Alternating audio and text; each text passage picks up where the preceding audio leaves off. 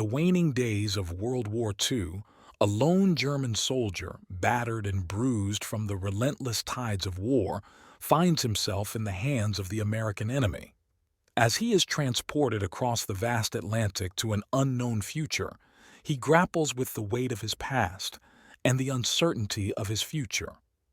This is the story of Hans Müller, a young man whose journey through the heart of darkness reveals the unexpected flickers of humanity and hope in the most desperate of times. Witness his transformation from a soldier to a prisoner, and ultimately to a man who seeks to rebuild from the ashes of war. Join us on this poignant journey through the pages of history, where the bonds of friendship, the struggle for survival, and the quest for peace transcend the brutalities of battle. Welcome to the American uniformed POWs and compensated them the same as their own soldiers, a tale of war, captivity, and the indomitable human spirit. The snow fell thickly, blanketing the gnarled trees and masking the sounds of war that filled the air. Hans Müller trudged through the Ardennes forest, his breath forming clouds in the cold December air. He was a young soldier, barely out of his teens, with a mop of brown hair and eyes that once gleamed with youthful curiosity. Now, they reflected only the war's chaos and the deep longing for home. The Battle of the Bulge was raging, a last desperate offensive by the German forces. Hans and his unit had been moving stealthily, trying to reclaim the momentum in a war that was quickly slipping from Germany's grasp. The forest around him was a maze of shadows and snow, the silence punctuated by distant artillery fire. As they navigated the dense woodland, American troops ambushed them. Chaos erupted. Bullets whizzed through the air, shouts filled the forest, and Hans's heart pounded in his chest. He fired his rifle, the kickback jolting through his arms, but it was a losing battle. The Americans had them surrounded, their numbers and firepower overwhelming. In the confusion, a sharp pain seared Hans's shoulder. He fell to the ground, the snow quickly turning crimson around him. His rifle slipped from his grasp as he lay there, looking up at the gray sky, wondering if this was his end. But death did not come. Instead, American soldiers approached, their weapons pointed down at the defeated Germans. "Move!" one of the soldiers barked at Hans, his voice cutting through the cold. They were taken prisoners, disarmed, and rounded up. Hans, clutching his wounded shoulder, was hoisted to his feet and marched off with the others. He was too stunned to feel fear, his mind numb as he limped alongside his captors. As they moved away from the front line, Hans's mind drifted to his family back in Germany. He thought of his mother, her gentle smile, and how her eyes would brim with tears whenever he talked of the war. His father, a stoic man, had patted his shoulder when he left, pride and fear etwelling in his gaze. And his younger sister Elise, with her laughter and dreams of a peaceful future. Would he ever see them again? "Keep moving," an American soldier nudged him. Hans nodded, his thoughts still lingering on his family. He had joined the war filled with fervor, believing in grand victories and heroic tales. But as he walked in captivity, his uniform stained with blood and dirt, he realized how naive he had been. War was not about glory. It was about survival, loss, and the deep scars it left behind. The first day of his captivity passed in a blur. Hans, along with other POWs, was taken to a temporary holding area. His wound was treated, a rough but efficient job that stemmed the bleeding and bandaged the injury. That night, as he lay on the cold ground surrounded by other weary soldiers, Hans stared up at the stars peeking through the gaps in the makeshift tent. What lay ahead was unknown. Would he be treated with cruelty or indifference? Or perhaps, as rumors sometimes suggested, the Americans were not as brutal to their prisoners as he had been led to believe. As sleep finally claimed him, Hans Müller, a young German soldier, now a prisoner of war, drifted into uneasy dreams, his fate now in the hands of his enemy. The journey began before dawn broke. The prisoners were roused from their restless slumber and herded onto a train, the clanking of the carriages mixing with the murmur of uncertain voices. Hans, still nursing his wounded shoulder, found himself squashed in a carriage with other German POWs, their faces etched with fatigue and fear. As the train chugged away from the front lines, Hans pressed his face against the grimy window, watching the war-ravaged countryside pass by. He saw towns pockmarked with the scars of battle, fields trampled and barren, and occasionally the solemn faces of civilians watching the train pass. The reality of leaving his homeland struck him with a pang of homesickness so acute it was almost physical. The journey to the coast was long and arduous. At various points they were transferred from trains to trucks, then finally onto a large ship that would carry them across the Atlantic. The sea was a vast, churning expanse of gray, its surface mirroring the uncertain future that awaited Hans and his fellow POWs. Aboard the ship, the POWs were kept below decks, in crowded quarters that reeked of sweat and despair. Yet, despite the conditions, Hans noticed something unexpected. The American guards, though stern and watchful, did not treat them with the brutality he had feared. They were firm but not cruel, ensuring the prisoners received food and water and attending to the sick or injured. One evening, as Hans leaned against the railing on deck, allowed a brief respite from the cramped quarters below, he overheard two American soldiers talking. They spoke of home, of missing their families, and of their hopes for the war's end. Their words, tinged with the same longing and weariness he felt, humanized them in his eyes. Perhaps, he thought, they are not so different from us after all.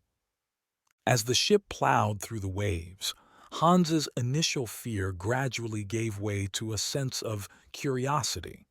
He had never been beyond Germany's borders, let alone across an ocean. The vastness of the sea, the endless sky, and the very fact that he was heading to a country he had only heard stories about filled him with a bewildering mix of apprehension and wonder. At times he would catch himself imagining what America would be like. Would it be as grand and prosperous as the story said? How would they be treated there? The unknown was terrifying, yet it held a peculiar allure. In his heart, a small, unbidden hope began to sprout, the hope that perhaps, in captivity, far from the bloodshed and horror of the front lines, he might find some semblance of peace. The journey seemed to stretch on interminably, but finally, after what felt like an eternity, the ship docked at an American port. The POWs were led off the vessel, squinting in the bright sunlight, their legs unsteady after weeks at sea. They were in a new world, far from everything they knew. As Hans stepped onto American soil, a mix of fear, hope, and uncertainty churned within him. He didn't know what awaited him, but he understood that this was the beginning of an entirely new chapter in his life. The war continued to rage across the ocean, but for Hans Müller, a young German soldier turned prisoner of war, a different kind of journey was just beginning. Hans and the other German POWs were transported from the port to a camp located in a remote yet surprisingly picturesque part of America. As they entered the camp, enclosed by high fences and watchtowers, Hans braced himself for the worst. However, the camp, with its neat rows of barracks and well-maintained grounds, was far from the grim, squalid place he had envisioned. The camp routine was strict but orderly. Each day began with roll call, followed by breakfast in a communal mess hall. The food, to Hans's surprise, was plentiful and substantially better than what he had grown accustomed to on the front lines. The POWs were assigned different duties around the camp, from kitchen work to maintenance, and were expected to adhere to the camp's rules and schedule. Hans was assigned to a barracks with other young soldiers. The space was cramped and privacy was non-existent, but it was clean and dry. His bunkmates, a mix of weary veterans and green recruits, quickly formed a close-knit group, sharing stories of home and dreams for the future. They were all far from home, caught in the same strange interlude of captivity. What struck Hans most about the camp was the treatment they received. The guards, while always vigilant, treated the POWs with a level of respect he hadn't anticipated. Violence or abuse was rare, and when conflicts did arise, they were usually resolved without excessive cruelty. One day, Hans injured his foot during work detail. He expected to be ignored or chastised, but instead, he was taken to the camp's medical facility and treated by an American doctor. The care he received was efficient and compassionate, a stark contrast to the brutal indifference of war. The camp even had a small library, stocked with books in various languages. Hans, who had always been an avid reader, found solace in the dog-eared novels and history books, losing himself in stories that transported him far beyond the camp's fences. As the war dragged on, the need for labor grew, and Hans, along with other POWs, was put to work outside the camp. Under the Geneva Convention, they were paid for their labor, the same rate as American soldiers. This policy was surprising to Hans, who had never expected to be compensated, let alone treated as an equal by his captors. The work was hard, often involving construction or agriculture, but it was also a reprieve from the monotony of camp life. Working alongside American soldiers and civilians, Hans got a glimpse of the vast, diverse country that was America. He saw sprawling farms, bustling towns, and cities that seemed to stretch on forever. The scale of everything was astonishing, so different from the cramped and war-torn landscapes of Europe. Life in the POW camp settled into a rhythm, a strange semblance of normalcy amidst the world's chaos. Hans, like many others, found ways to adapt and even thrive in the structured environment. The camp became a small, self-contained world, a place where the war seemed distant, a faint echo rather than the relentless, all-consuming force it was beyond the fences. As he lay in his bunk at night listening to the soft, steady breathing of his bunkmates, Hans often thought about the future. What would happen when the war ended? Would he ever see Germany again? And if he did, what would he find there? These questions lingered in his mind, unanswered as the days turned into weeks and the weeks into months. But for now, he was here, in this unexpected place of captivity and relative calm, and that was a reality he had never imagined. Within the confines of the POW camp, a unique community formed. Men from different parts of Germany with varied backgrounds and stories were thrown together by the war's tumultuous tide. Hans found himself building unexpected friendships with his fellow POWs, bonds forged through shared experience and mutual understanding. He grew particularly close to a man named Karl, a former teacher from Stuttgart, whose quiet wisdom and dry humor provided a comforting presence. Together, they would discuss everything from philosophy to family, their conversations a welcome escape from the camp's daily realities. However, not all interactions were friendly. Conflicts sometimes arose, fueled by stress, boredom, or differing opinions. Political ideologies especially were a source of tension. Some prisoners staunchly supported the Nazi regime, while others were openly critical, leading to heated debates and occasional fights. Despite these rifts, a sense of camaraderie generally prevailed, as most recognized that they were all in the same precarious boat, far from home and at the mercy of their captors. The relationship between the POWs and the American guards was complex. While the guards maintained a strict demeanor, moments of empathy occasionally pierced the professional facade. A shared joke, a kind word, or a small act of kindness. These moments humanized both sides, blurring the lines between captor and captive. Hans observed these interactions with a mix of surprise and relief. One guard, in particular, a young man from Texas, would often talk about his life back home, his voice tinged with the same longing and uncertainty that Hans felt. It was a stark reminder that the war had disrupted lives on both sides of the conflict. The war seems so far away here, and yet it shadows everything we do, Hans confided to Carl one evening. But sometimes, in the small acts of kindness or a shared laugh, I remember that we are all just men, caught in something much bigger than ourselves. These moments of connection, though fleeting, offered a respite from the dehumanizing effects of war. Hans began to see the guards not just as enemies, but as individuals, each with their own story and struggles. As the months passed, the bonds within the camp deepened. Friendships became a lifeline, a way to maintain a sense of self in the face of uncertainty. The community that emerged was a testament to the resilience and adaptability of the human spirit, even in the most challenging circumstances. Hans, reflecting on his journey from the front lines to the camp, realized how much he had changed. The naive soldier who had marched off to war was gone, replaced by someone more introspective and aware of the world's complexities. His experience in the POW camp, with all its hardships and small graces, had reshaped him in ways he was only beginning to understand.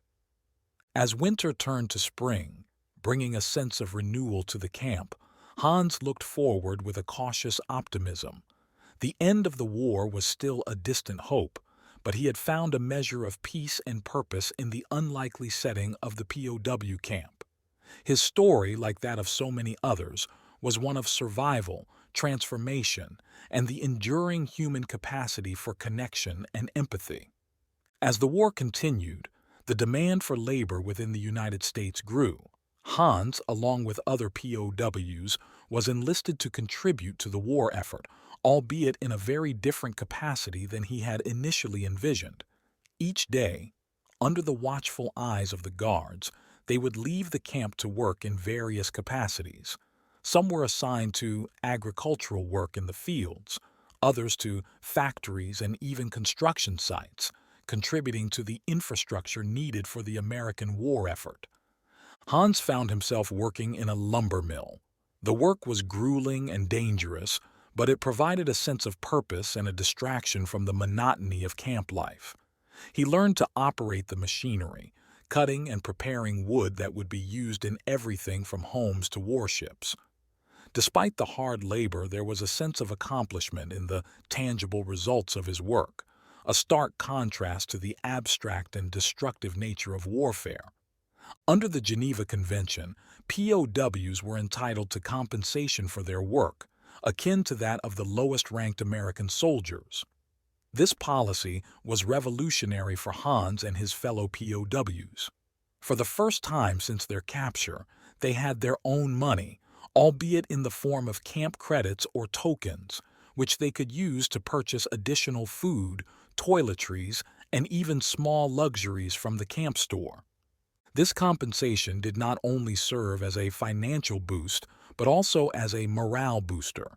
It instilled a sense of dignity and respect, acknowledging their value as human beings and workers. The act of earning and spending their own money provided a semblance of normalcy and autonomy in their constrained lives. Back home, I never thought I would find any satisfaction in manual labor, Hans remarked to Carl as they rested after a long day's work. But here, it feels different. Maybe it's because the work takes our minds off things, or maybe it's the fairness in being compensated. It makes me feel less like a prisoner and more like a man. The work, while physically demanding, offered mental relief. The act of focusing on a task, the rhythmic motions, and the resulting fatigue were all preferable to the endless hours of idle contemplation and worry. Moreover, the ability to earn and spend gave the POWs a degree of agency, a small but significant reminder that they were more than just captives. They were individuals capable of contributing and making choices. The work and compensation policy significantly impacted the POWs' day-to-day lives, providing structure, purpose, and a small measure of financial freedom. It also fostered a more cooperative atmosphere within the camp as both the American guards and German prisoners worked towards a common goal. For Hans, the experience was transformative. It shifted his perspective on work, value, and dignity. As he lay in his bunk at the end of each day, body aching but spirit somewhat lifted, he realized how much his world had expanded since being taken prisoner. He was no longer just a soldier. He was a worker, a saver, a planner, roles that were mundane in the pre-war world but now held new meaning and importance. As the seasons changed and the war dragged on, the work became a constant in the ever-shifting landscape of his life as a POW. It was a source of fatigue, frustration, but also satisfaction and growth. And as he worked, earned, and lived, Hans held on to the hope that this strange chapter of his life would one day lead to a return home, to a world where the lessons and strengths he had gained could be put to new use in a time of peace. As time passed, the POW camp administrators recognized the importance of providing educational and recreational activities for the POWs. This initiative was partly to maintain morale and partly to adhere to the Geneva Convention stipulations on the treatment of prisoners. Classes were organized on a variety of subjects, including English language, American history, and even vocational training. Recreational activities such as sports, music, and theater were also encouraged, with the POWs organizing their own teams and groups. Hans, who had always had a keen interest in learning, eagerly enrolled in English classes. He saw it as not only a way to pass the time but also as a potentially useful skill should he remain in America after the war or be repatriated to a changed Germany. Additionally, he joined the camp's makeshift choir, finding joy and solace in the power of music and shared song. The educational opportunities offered a mental escape for Hans and many others, providing a sense of progress and mental stimulation amid the stagnant routine of camp life. As Hans's proficiency in English grew, so did his understanding and appreciation of American culture. He began reading American newspapers and engaging in more meaningful conversations with the guards and even the occasional civilian worker. The recreation activities, meanwhile, brought a semblance of normalcy and joy. Soccer matches, theatrical performances, and choir concerts became highly anticipated events within the camp, breaking the monotony and providing a communal sense of purpose and camaraderie. I never imagined I would find myself here, singing with men from all corners of Germany, in a language that is not my own, Hans reflected one evening after choir practice. Yet here we are, finding harmony in the most unlikely of places. The activities sparked conversations and dreams about life after the war. Hans and his peers would often discuss what they hoped to do once they were free, the lessons they'd learned, and how they envisioned rebuilding their lives and their country. Perhaps, Hans mused to a fellow POW, all is not lost. We have gained knowledge, skills, and perhaps a broader perspective here.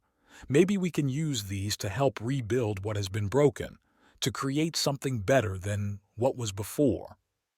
These conversations were tinged with a mix of hope, uncertainty, and determination. The POWs knew that the world they would return to would be vastly different from the one they had left, but they were also starting to see that they would be returning as changed men, equipped with new skills, experiences, and perspectives. As the war neared its end, the days in the camp took on a bittersweet quality. The educational and recreational activities had enriched the POWs' lives, providing not only distraction but also growth and a sense of community. Hans, like many, had developed new interests and skills, which he hoped to carry forward into the future. The experience of captivity, with its unique blend of hardship and opportunity, had changed him in ways he could not have anticipated. He was more knowledgeable, more reflective, and perhaps more ready to face the challenges of a post-war world. As the final chapters of the war were being written, Hans and his fellow POWs awaited their fate, their hearts heavy with the weight of memory, but also fluttering with the fragile wings of hope. They had survived the war's physical and mental trials, and now, as the prospect of peace and freedom grew closer, they prepared to step into the unknown future, carrying the lessons and experiences of their time as POWs with them. The long-awaited news of the war's end finally reached the POW camp in a wave of mixed emotions. It was a regular day, with the POWs going about their assigned tasks when suddenly the camp loudspeakers crackled to life. An announcement in broken German informed them that the war in Europe had officially ended. The reaction was immediate and varied. Cheers from some, stunned silence from others, and tears from those overwhelmed by the magnitude of what this meant. Hans felt a flood of relief, quickly followed by apprehension. The end of the war meant the possibility of going home, but what home was he returning to? Germany was devastated, its cities in ruins, its people in despair. And he, like so many, was returning as a former POW with all the stigma and challenges that entailed. The camp was abuzz with activity following the announcement. Groups of POWs gathered, discussing the news and speculating about their futures. For some, the end of the war was a clear cause for celebration. For others, it brought anxiety about the unknown, about the families and homes they had left behind, and about the reception they would receive upon returning. Hans found himself in a state of quiet reflection. He thought about his family, wondering if they had survived the relentless bombings and the scarcity that had plagued Germany. He thought about his friends who had not survived the war, whose dreams and laughter were now silenced forever. And he thought about himself, about the young man who had gone off to war full of ideals and was now returning, weary and changed. As the days passed, the reality of the situation began to set in. Repatriation efforts were being discussed, and the POWs were being prepared for their eventual return. Hans attended more classes, this time focused on reintegration and what to expect in post-war Germany. He listened intently, absorbing the information but finding little comfort in the descriptions of a shattered country and a long, difficult road to recovery. One evening, as he sat outside watching the sunset, Hans spoke to Karl about the future. "What will we return to, Karl?" he asked, his voice heavy with uncertainty. "A country in ruins, families torn apart. We have survived the war, but what kind of life will we be returning to?" Karl didn't have an answer, but he placed a reassuring hand on Hans's shoulder. "We will rebuild, Hans," he said. "It will be hard, yes, but we have learned much here. We have seen kindness in unexpected places, and we have gained skills and perspectives that can help us. We must believe that a better future is possible." The war's end marked a new beginning for Hans and the millions of others whose lives had been irrevocably changed by the conflict. As the POWs awaited their repatriation, they grappled with a complex mix of emotions: relief, fear, hope, and uncertainty. For Hans, the end of the war was not just a cessation of hostilities but a call to rebuild and restore. He knew the journey ahead would be fraught with challenges, but he also knew that he was not the same person who had been captured years ago. He had grown, learned, and survived. And as he looked toward the future, he held on to the hope that from the ashes of war, a new, more peaceful world could emerge. As the days shortened and the chill of autumn set in, the repatriation process began in earnest. Hans and the other POWs were given medical examinations, debriefed, and provided with documents outlining their status and the next steps upon their return to Germany. There was an air of anticipation and anxiety as they packed the few belongings they had acquired, the reality of leaving the camp and facing the future becoming more tangible. The journey back was a reversal of the one that had brought them to America, but with a starkly different atmosphere. The POWs were quieter, more introspective, each lost in thoughts about what awaited them. As the ship approached the devastated ports of Germany, the scale of destruction became painfully evident. Cities were flattened, and the infrastructure was in ruins. The joy of returning home was tempered by the shock and grief of seeing their beloved country in such a state. When Hans finally arrived at his hometown, the relief of being back on familiar soil was overshadowed by the devastation around him. Buildings he had known were reduced to rubble, and the streets were filled with the weary faces of survivors. His family's home was gone, and it took days of searching before he finally found his mother and sister living in a makeshift shelter. The reunion was tearful and joyful, but also marked by the absence of his father, who had perished in the war. Adjusting to post-war Germany was a challenge. The country was occupied, its government in flux, and its people struggling to survive amidst the rubble. Hans found work as a laborer, using the skills he had honed in the POW camp. The work was hard, but it provided a means to support his family and contribute to the rebuilding effort. In the years that followed, Hans often reflected on his experiences during the war and his time as a POW.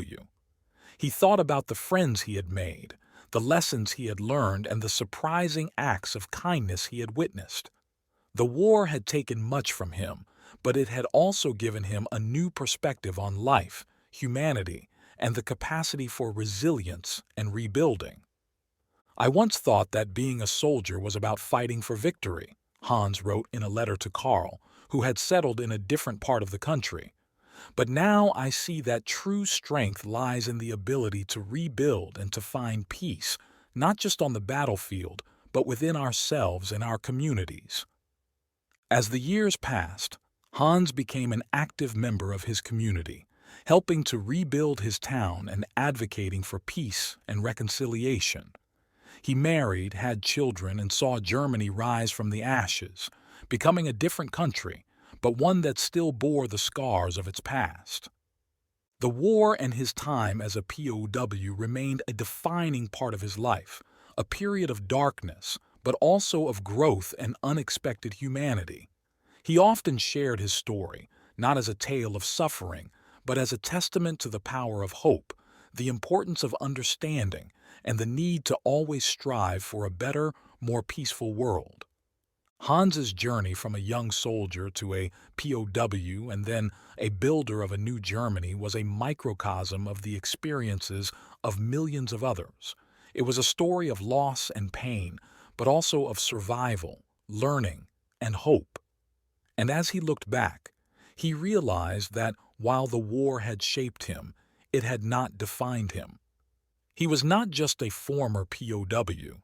He was a man who had lived through one of history's darkest times and emerged with a commitment to ensuring that such darkness would never descend again. Years have passed since the end of World War II, and the world has transformed in ways unimaginable to those who lived through the conflict. The former POWs, once bound together by shared circumstances, have dispersed, each carrying their experiences into their post-war lives. Karl, Hans's close friend from the camp, became a teacher again, dedicating his life to educating the new generation about the horrors of war and the importance of peace. He often corresponded with Hans, their letters a mix of personal updates and reflections on the changing world around them. Other former POWs found various paths. Some returned to their pre-war occupations, others took up new trades. A few immigrated to other countries seeking a fresh start. Despite the different paths they took, they all shared a common bond, a sense of having lived through something profound and life-altering. Hans's journey didn't end with his return to Germany. The skills and perspectives he gained during his time as a POW shaped his approach to life after the war. He became involved in his local community, helping to rebuild not just the physical structures but also the social and cultural fabric of the town. He married a local woman, and together they raised a family, instilling in their children the values of peace, understanding, and resilience. Hans's experiences made him a respected voice in the community, someone people turned to for guidance and support as they navigated the challenges of post-war life. He never forgot the lessons of the war, the needless suffering, and the moments of unexpected kindness. These memories drove him to advocate for reconciliation and cooperation, both within Germany and internationally. He understood that while the war was a part of history, it was crucial to learn from it and work towards a future where such conflicts would never arise again. As an old man, Hans often sat in his garden reflecting on the long arc of his life. He thought of the young, idealistic soldier he once was, the fear and despair of being a POW, and the unexpected journey of learning and growth that followed. He thought of the friends he had lost and the new ones he had made, of the world that had been torn apart by war and the efforts to stitch it back together. War is a failure of humanity, he would tell his grandchildren, but in its aftermath, we have the opportunity to build something better. We must remember the past, not to dwell on the pain, but to ensure that we do not repeat the mistakes that led us there.